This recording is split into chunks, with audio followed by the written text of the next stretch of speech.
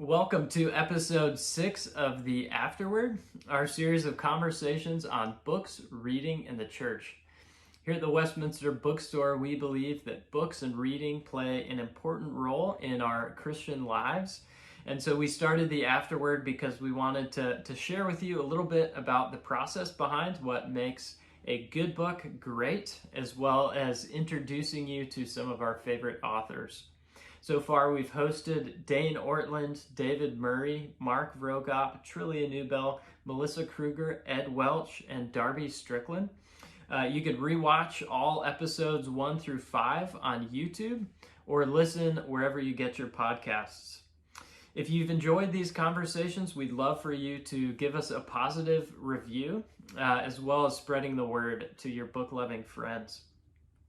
In upcoming episodes, Johnny Gibson, our host, will be interviewing Mark Dever and Peter Williams. Plus, for all you Christmas lovers out there, we've got a special Advent episode lined up with David Mathis of Desiring God. As always, you can go to wtsbooks.com/afterword for more information and to purchase any of the books that have been talked about. Tonight, we're excited to host Nancy Guthrie, who's the author of over 20 books, including the just-released God Does His Best Work on Empty. If I had to pick a personal favorite of Nancy's books, I'd highly recommend Even Better Than Eden. It's probably one of my very favorite little works on biblical theology, and I'd really highly recommend that one in particular. Nancy and her husband are co-hosts of the Grief Share video series, and they host Respite retreats for couples who have experienced the death of a child. So with that by introduction, let me hand it over to you, Johnny and Nancy, with a question. Both of you have published children's books. Was writing a book for kids something you've always wanted to do? Johnny? Okay, you're live.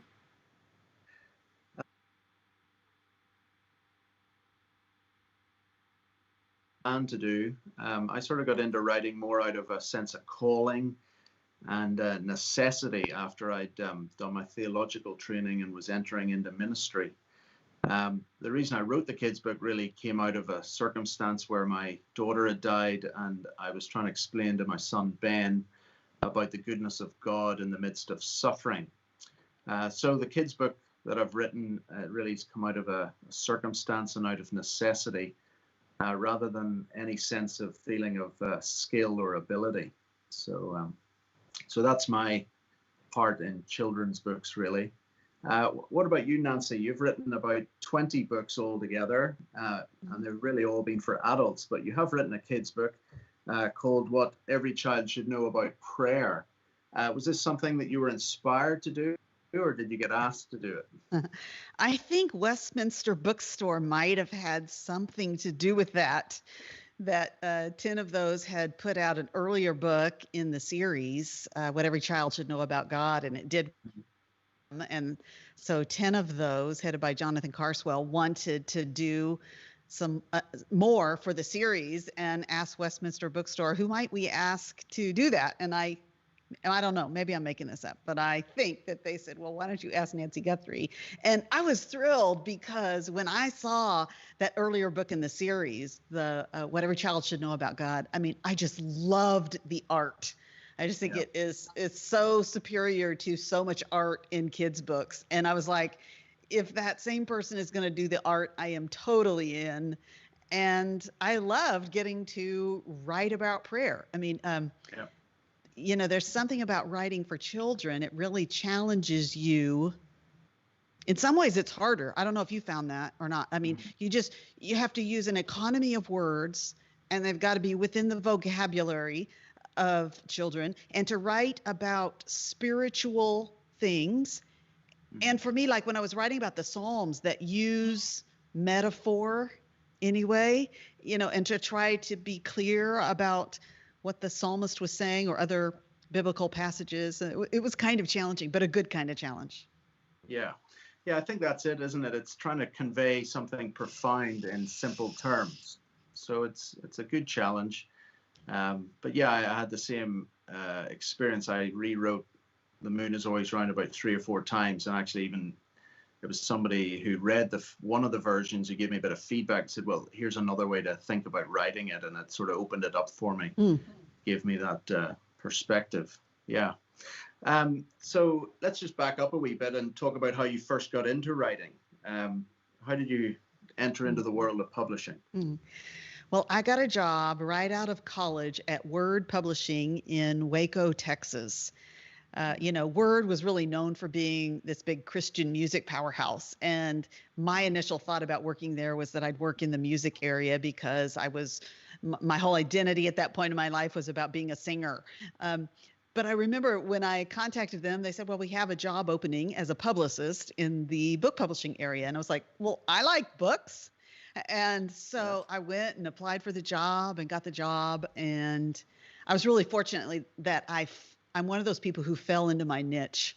That first job, I just remember immediately feeling like I was made for this. It just really suited me and I loved it. And I was getting to work with some of the leading authors of the day. And that was thrilling. Now, I never thought I would write a book myself. People would ask me that all the time. If you work for a publishing house, are you going to write a book someday? And I would always say to people, I will never know enough about one thing to write a whole book about it. Yeah. And that's really what I thought. I thought I'm good at working with other people's material, but I don't have anything to say. So I really never anticipated that I would. I think a lot of people assume if you're a writer, you dreamed of doing this, right? Your whole life to be a writer.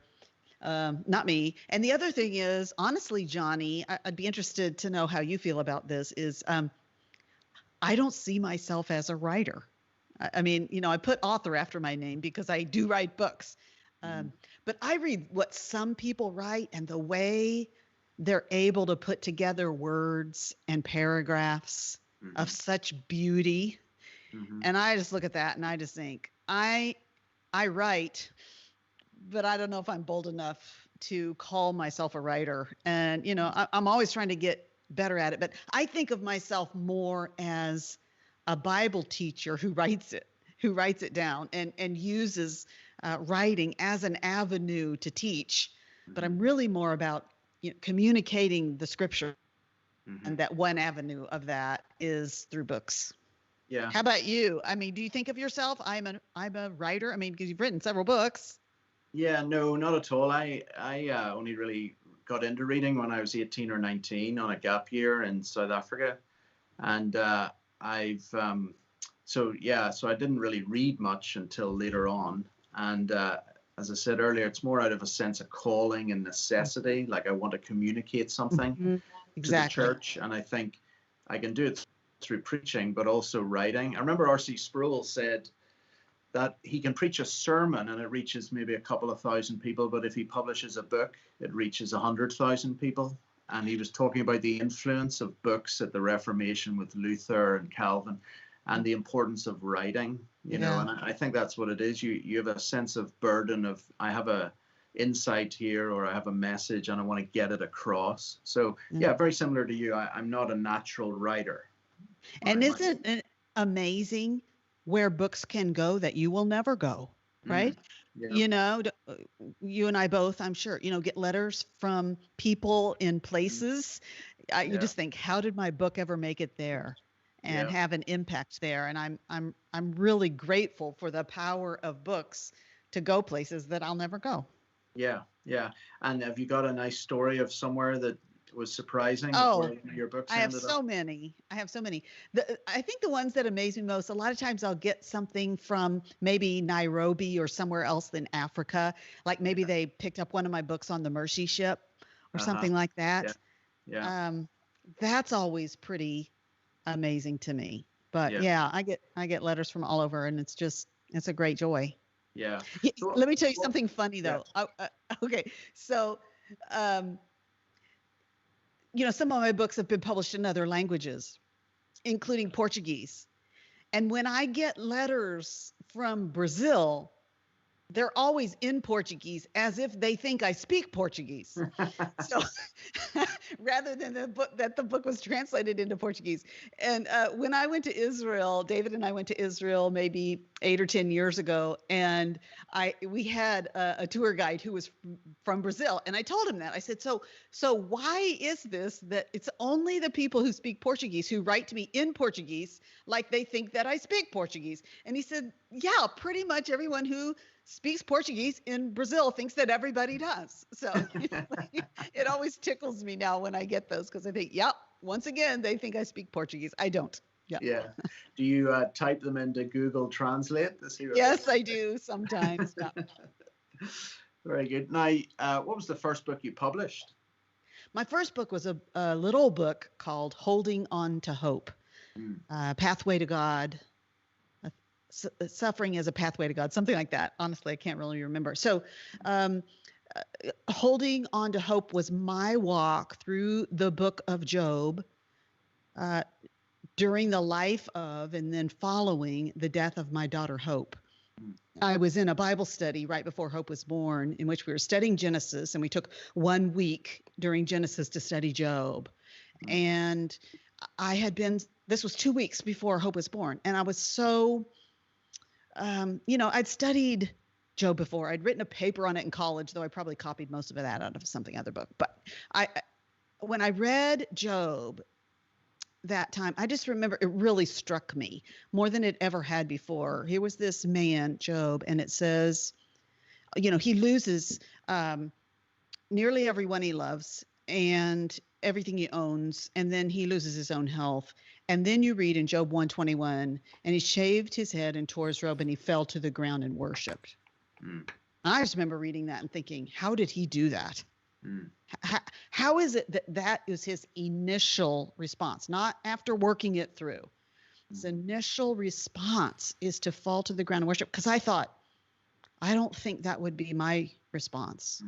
And so it was 2 weeks later that Hope was born, and we found out on her second day of life that her life would be very short. And I remember waking up in the hospital the next morning and thinking to myself, I think I'm about to find out how I will respond when the worst thing I can imagine happens to me. And so Hope was with us for 6 months, and then we let her go. And so it was after her death, it was actually, then I got pregnant again with another child who also had the same syndrome, our son Gabriel. And it was actually while I was pregnant with him, I took out the notes from my study of Job during Hope's life and put that together into a manuscript that was then published as Holding On to Hope.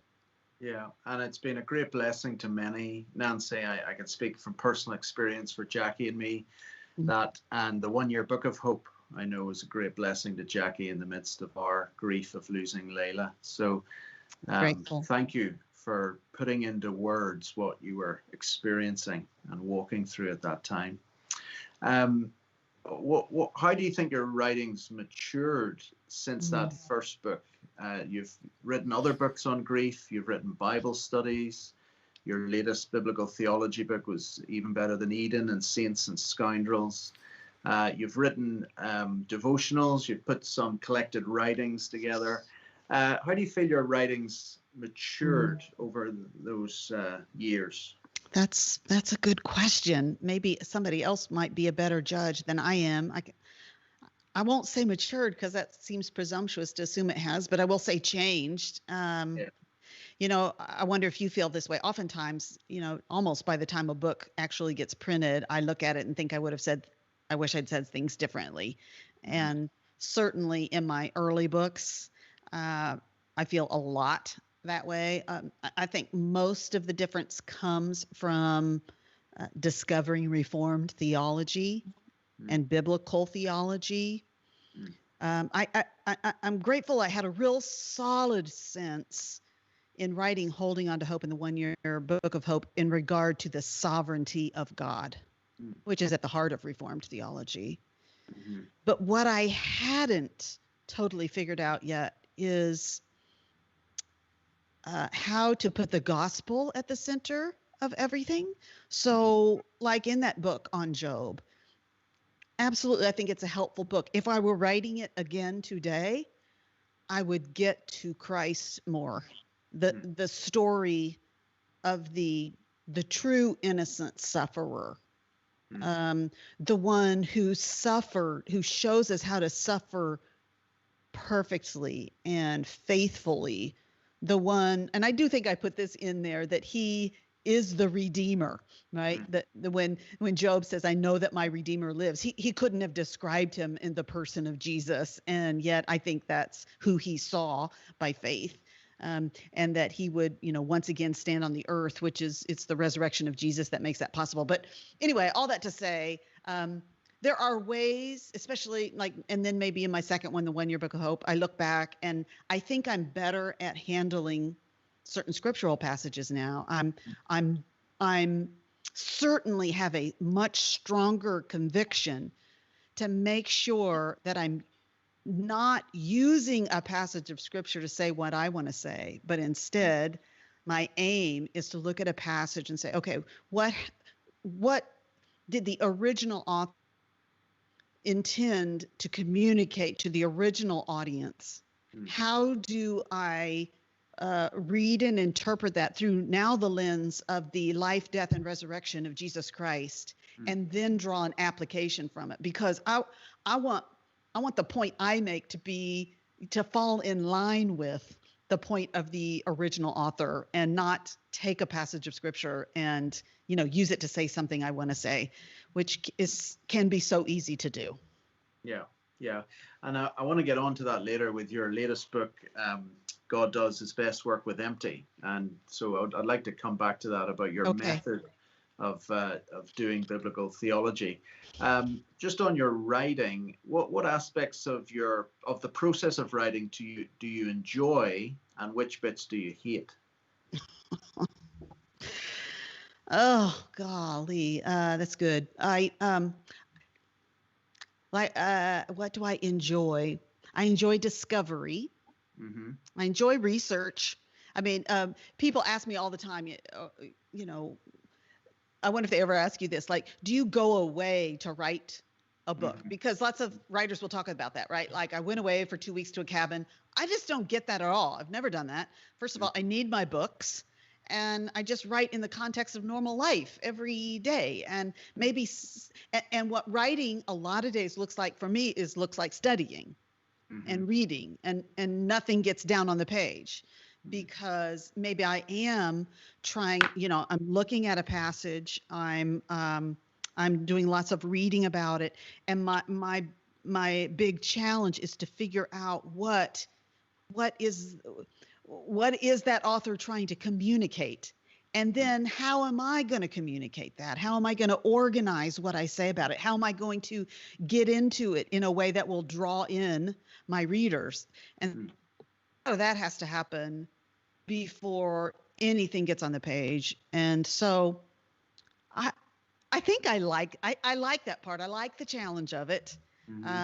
I get frustrated along the way sometimes. Sometimes I find myself, and I think this is especially the case in the era of social media. I have a shorter attention span when things are hard and they are not coming to me. Do you ever have that? Like, I feel like I'll be working along on something and it's not coming. I can't figure out how to say it how I want to say it, or I'm not finding what I want to communicate it. And it's so easy to just jump over to Facebook or Instagram, right? That's just easier on my brain. Or I, get up and get a snack. And I suppose maybe that's just part of the process, because it's not like many of us can just, be totally productive 24 hours a day. But I do wish, I do feel at times like that writing process has been spoiled for me in a sense, or diminished because of a shorter attention span, maybe due to social media. Do you experience that? Yeah, I do. Are you able to keep your focus when you want to? Yeah, I'm on sabbatical at the moment, and what I've done is got off email entirely. Really? My work email, yeah, it's out of office reply, and emails get redirected to a folder which I could look at if I want to, but I've lost the desire to. So wow, see, I couldn't resist. Yeah, somebody might have a message for me there I need to read. Well, it's cleared my mind. That's what I've realized. It's completely cleared my mind, so I can concentrate better. Now, I've noticed myself improve over the last 2-3 months, not having the constant emails. Yeah. So I can sit for 2-3 hours and read or pump something out. But yeah, I think that's the danger working on a computer, is there are so many distractions immediately there. But I was reading a book over the summer, which I started years ago and never finished, but I finished it over the summer, called Deep Work. It's not written by a Christian guy, but it's quite popular. And he talks about, it's a book for writers, for academics, and he just talks about the need to do deep work and be totally undistracted, and to have that time in a book or writing a manuscript, printing it off, going over it and over it. But what I do try to do if I'm struggling with the problem, like you say, you hit a bump and you're like, I can't understand this doctrine or this, how I would put this in this paragraph. I find myself going for walks or do some exercise, and I find I'm still thinking about it, and something pops into my mind, and I come back and I start writing, and it sort of flows better. So it really I'm helps learning me. those things. It helps me to walk with a friend and try to put it in just normal language to explain to her, say, here's what I'm trying to say, or here's what I think this is about. And then I think to myself, okay, don't forget that. Don't forget how you said that. So you can get home. And it does kind of help me to just get away from what's on the page, either what I've read from somebody else or my own, and just to a normal person, just try to communicate it in words out loud. And then a lot of times it comes a little bit clearer to me. Yeah. Do you know the story of Jonathan Edwards when he would go out on his horse? He would spend 12, 14 hours a day in a study, and he would go out horse ride, probably for business or pastoral work or whatever, but he would think of things, and he would get little post-it notes, although I'm sure they weren't called that then, and pin them to his coat on his horse, and he would come back with all these notes all over him. I think one of the Wesley brothers, maybe it was John Wesley, was the same, would sort of get this inspiration when he was on his horse and would write stuff down. And so I found on my phone, I have an app called Evernote, and I just start typing stuff in, if I'm sitting at the airport or even during a sermon, the minister sings something, I'm thinking that's really helpful, and I'll type something in that just sort of helps me along the way. So, of all the books you've written, speaking about the process and what's enjoyable, what's difficult, what's been your most enjoyable book that you've written? That's a really hard question. I don't know if I can say enjoyable. How about if I answer your question this way? I think if you want to look for a book of mine that I think is at the heart of my ministry and represent, if you look at the list of my books, I've got a lot of books about loss and grief. And then I've got a lot of biblical study and theology kind of books, right? And my book, Hearing Jesus Speak into Your Sorrow, I think is the one book that brings those things together most beautifully. Written maybe 6 or 7 years after Hope died, as I thought more deeply about it and immersed with other people going through loss and the kind of questions they have. And also, to kind of correct a lot of ways that I thought the scripture is mishandled in regard to suffering and loss. And so, especially in regard to, why did this happen? I mean, that's the big question everybody has when they suffer, right? We want to know, was God in this? And in what way was he involved in this? And so anyway, I think Hearing Jesus Speak into Your Sorrow, I will always think of that as really being at the heart of my ministry, because it blends both that grief and theology. But then I would say that in many ways, if I've written a book that I hope has made the most significant contribution or impact, I kind of hope that that's even better than Eden. I'm not sure that that's the case, that it's had that kind of impact. Maybe it will more over its lifetime, but I feel like it is such an accessible way to introduce the person in the pew to biblical theology and the idea of themes that run from beginning to end in the Bible. And it would be a great joy to me if that had the impact of making people hungry, thirsty, open their eyes to look for the biblical themes, because I think the more attuned we are to the themes that the divine author has written into his book, the better we are at rightly interpreting what his word says. And the more likely we are to make much of what the divine author intends for us to make much of, and to not make much of the things that he does not make much of. Yeah. And I know you run biblical theology workshops. It's part of your ministry to women. Yeah, that's been really fun.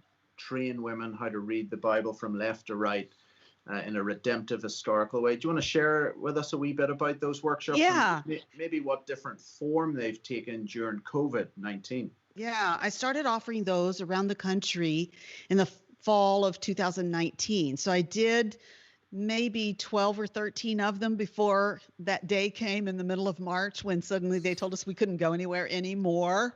And it seems like ever again sometimes, right? So I had a whole bunch of them scheduled for the spring and for this fall. And so they've all shifted into 2021. So at this point, I have 21 workshops scheduled for 2021. But we're learning to say about all these kinds of things, Lord willing, are we not? Yeah, right? DV. Yeah. We hold all plans loosely, but I am hopeful that I will get back on the road. So I've got those scheduled all around the country and some internationally, like even in Northern Ireland. Yes. Center of the world, promised land. Yes. So, but during this COVID-19, I have been offering them online, which has been fun. I mean, leading up to this time, I had people in other parts of the world or that weren't near cities where I was going to be offering a workshop who would just say, would you do it online? And I was so resistant, because I thought, I want people to buy in. I want them to be there, right? And I want them to be very interactive. And so I just didn't feel like it would work online. And I was so wrong, because I found with both of those things, first of all, there is great buy-in. And what's been fun is it's been people all over the world who've been doing it. So like one of the first one I remember, I had like 6 women in Australia. So it started at midnight for them. And they were on with me for 6 hours doing this workshop. I call that buy-in, right?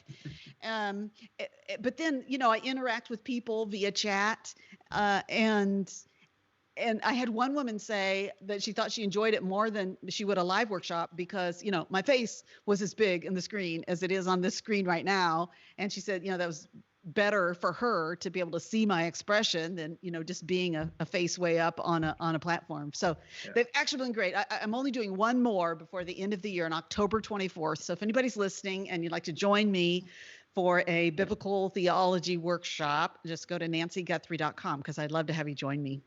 That's great. Now, one of the other ministries is with your husband, David, what you call Respite retreats. It's come out of the death of Hope and Gabriel, your 2 great bereavements that you've experienced with David. And do you want to tell us just briefly, what are these retreats, and what's been some of the great joys in running them? Yeah. So David and I, in 2009, we started hosting weekend retreats just for couples who have lost children. So for the first 10 years, we held them at a 12-bedroom lodge outside of Nashville. So it'd be 11 couples and us for the weekend. And we just talked through the unique difficulties that couples going through this loss have. Some practical things like, what am I going to do with my child's bedroom and all of their belongings, and how are we going to get through the holidays, and, those kinds of things. But then also the deeper spiritual issues, those questions about why, what am I going to do with my anger toward God? And then also, how are we're both grieving, but we're grieving somewhat differently. So how are we going to get on each other's team? How are we going to get through this grief together with our family, together and intimately as a couple? And so we've now spent the weekend with over 800 grieving parents, which is so amazing, and it's such a privilege. And in fact, so we had retreats we had to cancel in the spring and the summer, and so I searched around to find a place near here where we could do kind of an open air retreat. So actually, in a week and a half, October 9th through 11th, we're going to do a respite retreat at a camp outside Nashville. It's this kind of it's a building where like one side of it is all garage doors. So Uh-huh. we'll open up those garage doors, so it'll be essentially open air most of the time, and everybody's going to wear a mask. And so, yeah, if anybody is listening who has lost a child, or you know someone who has, we would love to hear from them. We've got space for about 3 or 4 more couples, and we would just love to have them October 9th through 11th for this next respite retreat. We have couples coming from all over the country. Yeah. And I can just put a word in, you invited Jackie and me to come along when we were down teaching the Bible one weekend for Westminster in Nashville. And it's still a very special memory for us, and an experience that we hold very dearly. Very rich experience, just listening to other people's story, and you grieve with them, and then you get to tell your story of what happened to your child, and you really do feel listened to and heard. Yeah. So, yeah, when David and I started them, I think we thought that we were going to be the source somehow of the help and healing. And we discovered very quickly at the first one, the greatest impact in some ways is just them being with each other and being in a social setting where you don't feel like you have to walk on eggshells. You don't feel like the weird one, or that everybody is freaked out about how to talk to you about this. Yeah. And that's a real relief for couples who come to respite retreat. And so it's a joy to get to provide that. Yeah, that's great. And speaking of that, I want to get on to your latest book, God Does His Best Work with Empty, which is dedicated to the couples who have been on your respite retreat. What led you to write this book? Well, the very first respite retreat, at one point, I looked around this circle of people and I said to them, I know that you are empty, and that there is an empty bedroom at your house, and there's an empty place at the table, and there's an empty place in your future plans and in your family photo. And that emptiness to you just seems like your greatest problem. But I want you to know that I don't think that that's how God sees it. But that when God looks at the emptiness in your life, he sees it as his greatest opportunity, because God does his best work with empty. And then I just began to emptiness, beginning in the very first couple of verses of the Bible, where we read, in the beginning, God created the heavens and the earth, and it was formless and void, empty. And yet we discover it's not a problem to God, because if you go ahead and read the rest of Genesis 1, you just realize he just speaks. And the problem of formlessness is the world's brought to a form, and the darkness is eradicated, as he says, let there be light. And then the emptiness is filled, and it's filled with life and light and beauty and meaning and purpose and relationship. So you get to the end of Genesis 1, the very first book of the Bible, and I think we can understand clearly God does his best work with empty. And of course, that's just the very beginning. I mean, you jump from there to a big point of the story of redemption. There's these incredible promises have been made to Abraham that he's going to, he's going to be blessed. He's going to be a blessing. He's going to be given this land. He's going to become a great people. And he says he's going to have as many descendants as there are stars in the sky and sand on the seashore. But we've already read that there's a problem. And that is that Sarah is barren. And Moses, as if to emphasize the emptiness in her life, he says it again. He said she had no children. And it's like I think as readers, we're supposed to be, whoa, what's going to happen here? And it's impossible to be dealt with in human terms. God has to work. And he works in his timing and in his way. After Abraham and Sarah try foolishly to fill up the emptiness in their own way, apart from God. But God does do a work with emptiness in Sarah's womb so that she gives birth to a child that they name Laughter. And so we know, I mean, they're at the beginning of creation. We would have read at the Genesis 1:2, that 1:2, the verse ended, but the Spirit was hovering over the darkness of the waters. And this is where we begin to have hope that he's going to work, and then Sarah, God says, he is going to do a work so that she will have a child a year from now. And these things, this just prepares us for when we get to the New Testament. There's another woman, and her womb is empty, not because she's too old to have a child, but because she's never been with a man.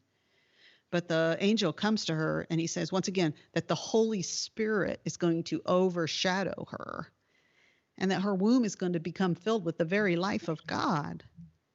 And so just again and again, we see through the Bible that God does his best work with empty. That very first respite retreat, I shared that. And when I was done, my husband, David, just said to me, you know what? That's a book.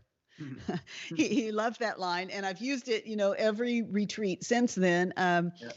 It's 11 years later and it is finally a book, but I have, there's a few moments during our respite retreat weekends that are especially poignant. And that's one of them, when we try to help them reframe to get a different kind of perspective about this loss in their life, and to see, as devastating as it is, this is a place that God can work. And we want to encourage them to welcome him to do a good work in this empty place in their lives, because I just see throughout the scriptures, that's the nature of who he is and how he deals with his people. Yeah.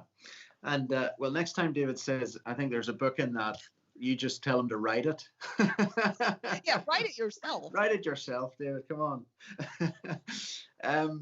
What I liked about the book, on the back it says, it's amazing how heavy the weight of emptiness can feel, how much room it can take up in our souls, how much pain can be caused by something that isn't even there. I thought it was really beautiful sentence, the way you've put it there. But I think as I was reading it, I was thinking this book resonates with all of us. And I don't just mean all Christians. I was thinking this is a book I would be happy to give to a non-Christian and say, do you want to read this? And maybe this particular chapter on the kind of emptiness that you're experiencing right now might be something you might be interested in reading. So I think you've done a really lovely job of not just speaking about emptiness in the abstract, but you actually put some flesh on different kinds of emptiness. Do you want to talk about some of those kinds of emptiness in the chapters? Sure. Because what I did with the book is I just kind of went through the Bible and various get to see God do a work in the emptiness in the lives of his people. And so, the first one is the empty stomachs of the Israelites in the wilderness. And, they're complaining. And what does God do? He sends manna that drops in front of their tent every day. But then when you get to the book of Deuteronomy, the next generation is getting ready to go in, and God actually tells this next generation why he allowed that first generation to feel the emptiness in their stomachs in the first place. And he said, I did this so that they would know that man does not live by bread alone, but by every word that proceeds from the mouth of God. I mean, their feeling of emptiness was purposeful, so they could be taught something, so they could be trained to trust God to be their provision. That training, because they had this huge craving to go back to Egypt and eat the food of Egypt. And to go back to Egypt was the place that was literally killing their infant sons. And yet they had a craving and appetite for something that was so strong. They were filling out their applications to get their jobs back at the brick factory. It just didn't matter. And isn't that us? Like, all of us have desires, but they can become cravings. Cravings that we get to the point about something, we say, I cannot be happy without this. And really, that's the definition of an idol, isn't it? Anything apart from Christ, about which we say, I cannot be happy unless I have that. So Israelites hungry in the wilderness, the woman at the well who is so relationally thirsty, man has been able to provide her with living water, but then this one she meets says that he can. Yeah. Let's see what else. Oh, yeah, the story of Naomi in the book of Ruth. She actually uses the words, right? She says, I went away full, but I've come back empty. The book of Ecclesiastes, life, everything's meaningless, right? A sense of meaninglessness. And I even think about right now during COVID-19, I think that is so common. Like, what is my life about? And dealing with boredom and all of these things. And it's helpful for us to take in the wisdom of the book of Ecclesiastes and say, yes, this world doesn't work right. And if you ever expect to be fully satisfied in the here and now, you're going to be constantly disappointed. So disappointment, Habakkuk, he's facing that's about to sweep into his life. And yes, he's got this solid, rugged confidence that he can find joy in the God of his salvation, and that his security is found in God, not in his circumstances. And that's another one that I just think has ended up so timely here for us with COVID-19, because he talks about there's no olive tree, there's no olives on the branch, and there's no fruit on the vine, and there's no cattle in the stall. And, for us, it would be my savings account is getting emptied out, and I've lost my job, and I can't keep paying for my house. And these are the kind of things in COVID-19 we're facing. And Habakkuk helps us, I think, to be able to sing a song to the God of our salvation in the midst of fear about the future, and have a solid confidence that God will be our security. Yeah. When I was reading it, I was thinking of a phrase that John Piper used when he found out he got cancer. I don't know if it became a little book by him, but it was "Don't waste your cancer."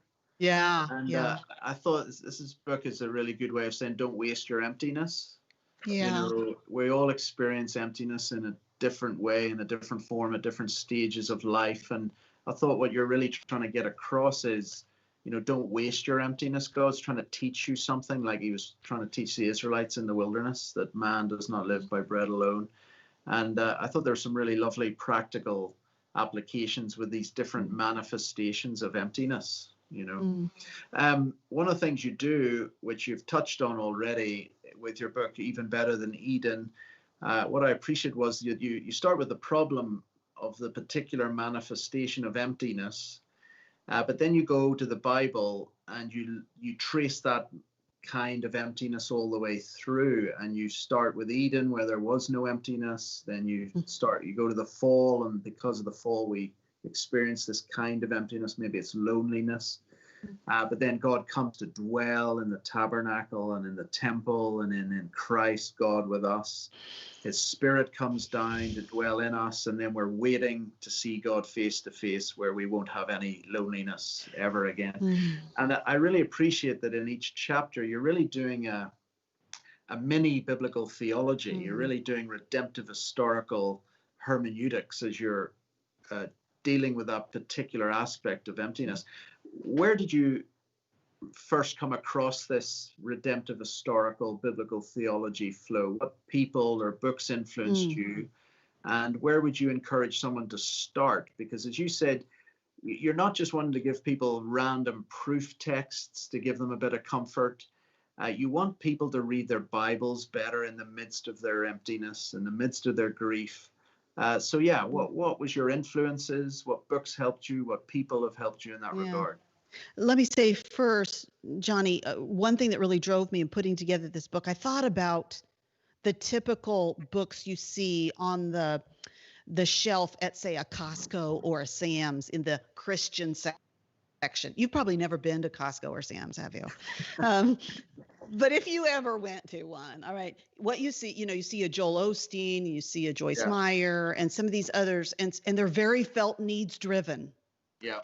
And so much of Christian publishing is oriented toward that. And so as I was working on this book, I just felt like, okay, I'd like to write a book that when people look at it, okay, this is dealing with a felt need I feel empty.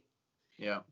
But whereas other books might offer psychology or self-help or some good advice to you to deal with your emptiness, I, in every aspect of emptiness, wanted to put forth Jesus Christ as our only hope for filling that emptiness. So I hope I succeeded in that. That was certainly my goal. But your question was about where I learned this kind of thing. It's probably about 12, 15 years ago. I just began to hear more writers, preachers, teachers teach with this sense of redemptive history. And no matter where they were teaching from in the Bible, it always got to the life, death, and resurrection of Jesus Christ in a way that moved me and melted my heart. And as much as I grew up in church, and as I said, I worked in Christian publishing, I've just been in the Bible my whole life. But as I began to hear redemptive historical preaching and teaching, I just thought, I don't know the Bible at all. It made me feel like I need to go back to kindergarten to reorient how I understand. So I remember I went to Tyndale. I said, could I write the 1-year book of discovering Jesus in the Old Testament? And they said yes. And so I went out and I bought 3 books. I bought Edmund Clowney's The Unfolding Mystery. Mm-hmm. And I bought Christopher Wright's Knowing Jesus in the Old Testament. Mm-hmm. And then I bought one other I won't mention because it wasn't that helpful. And then pretty soon after that, I discovered, Graham Goldsworthy and read the Goldsworthy trilogy, which, was like mind blowing to me. And then I feel so grateful that we live in the era of the internet. I mean, there are negative things about that. There's so many positive things because it enabled me to listen to preachers and teachers who teach with this way, because I think when it comes to biblical theology, we can't really learn it just by reading a book about it. I think if we're going to actually incorporate it into the way we think, and certainly the way we teach ourselves, that the best way to do that is to listen to people who do it well. So I began to download teaching and preaching. I can remember listening to that Tim Keller sermon. Probably most people have heard it, where he began to talk about the better Abel and the greater Noah, right? And the greater Abraham and the greater Moses and all of that. And my mind was just, what? Because, the people of the Old Testament had always been to me just, examples to follow or avoid. Certainly not showing me in some kind of shadow form something about the person and work of Christ. So that was just new to me. I began to listen to a lot of people with accents kind of like yours. There's something about people in the UK and Australia that I think somehow didn't become as immersed in being as pragmatic the Christian faith as we did here in America, and that somehow biblical theology, at least in some quarters, didn't diminish so much. So, I listened to a lot of Scottish preachers and preachers from the UK and from Australia, from, Moore Theological College, and people from the Proc Trust, and who just teach in that way. And that just began to shape me, I suppose, and certainly convinced me that it's a worthwhile pursuit. Yeah. And I think once you see that hermeneutic at work, you read about it, you experience it, if you sit under that kind of preaching, it's hard to go back to anything else, isn't it? Oh, yeah. It's you don't really want to have another kind of diet when you've fed on something like that. You're like, no, this is so rich. I don't want to go back to a moralistic preaching. Or I would say there are some weaknesses with some biblical theology preaching where, they get to Jesus in the first 5 minutes of the sermon and you're like, you've just given it away. I was waiting for a bit of drama, a bit of tension there. So I think there's a way to do it, especially if you're teaching or writing from the Old Testament, preaching from it, that sort of builds up the tension that's there in the text, that's crying out for a savior, but you're like, Yes. you're waiting for it, and then they finally get to Jesus. Yes. It's far richer.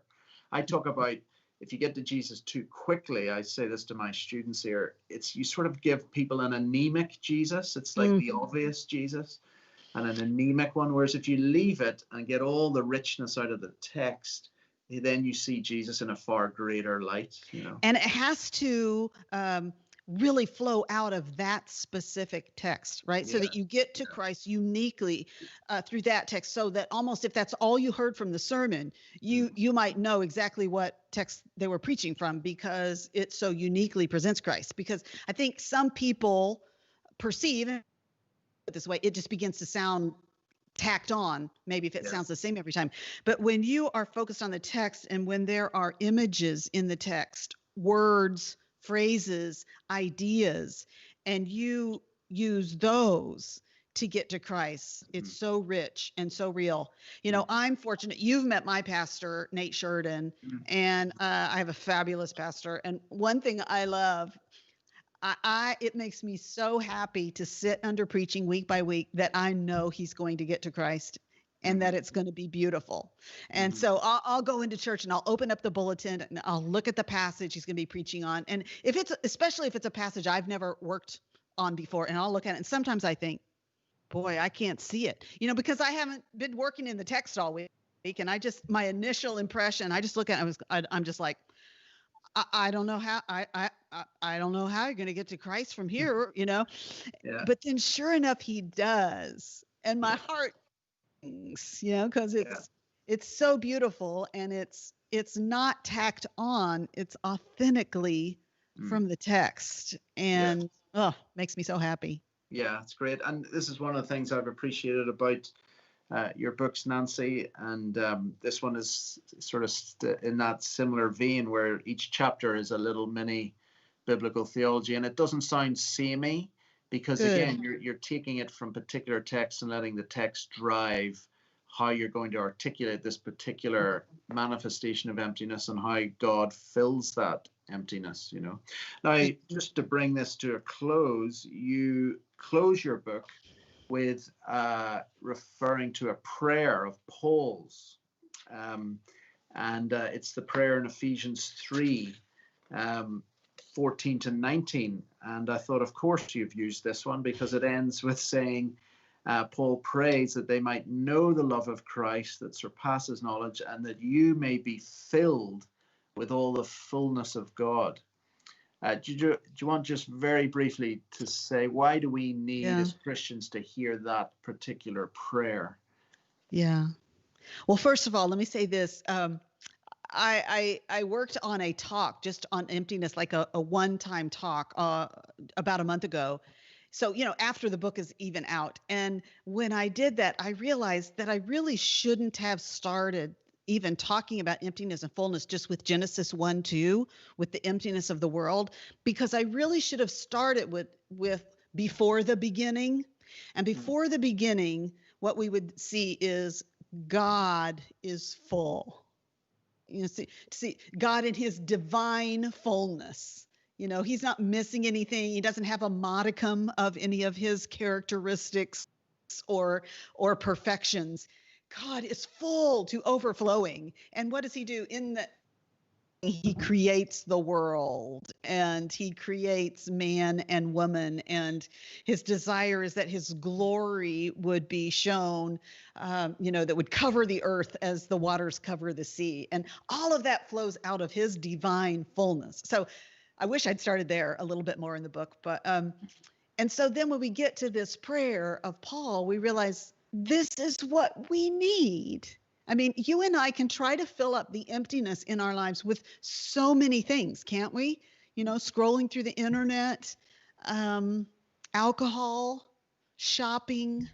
I mean, just so much we try to fill the empty places in our lives with. It's kind of like when you eat a bunch of junk food in the afternoon before a nice meal, and then you don't have room for the nice meal. And we fill our lives with so much junk. And So that prayer is important because, Johnny, you and I are only going to satisfaction we crave and the companionship we crave and the security we crave and the joy we crave if instead of filling our lives with just more of ourself or more of this world, that we experience God filling us with himself. And in his overflowing goodness, he's willing to do that. Just even now, as we are joined to Christ, he fills us with his spirit, a spirit who is at work generating the fruit of the spirit in our lives. And you and I are always going to struggle with some emptiness, with some loneliness, with some disappointment in the here and now. But our great solid hope is that our futures are filled with divine fullness, that the day is going to come when Christ is going to return and he will eradicate all the empty places in this world and in our lives, and that we have a future of divine fullness. And it's just such good news. Yeah, and I think you put it really beautifully in that final chapter. And I would really encourage people to get the book and to finish it and to get to the final chapter, which really I think ties it all together beautifully with that prayer. Nancy, it's been wonderful to have you on the Afterword, this online conversation about books, reading in the church. It's good to get to know you a bit better as a writer and a bit more background behind your books and also your ministry to grieving couples and also to women as you seek to train them in how to teach the Bible in their appropriate contexts and how to read their Bibles better, and also just serving Christians in general with some really good books. So thank you for your ministry. Blessings to you and David and Matthew. You. Well, love to you and Jackie and Ben and these other new littles. And thank you to Westminster. I'm so grateful that they make my books available and promote them. I'm grateful for them as a source to buy solid Christian theological books. And I'm just grateful you would include me in this series. Well, it's been a privilege having you on, so thank you very much. Our next episode is with Pastor Mark Dever at Capitol Hill Baptist Church in Washington, D.C. I'm going to be interviewing him about reading as a pastor and what books have influenced him and books that he's written. So please do join us for that in the next episode of The Afterword. And thanks very much for joining us tonight, and God bless.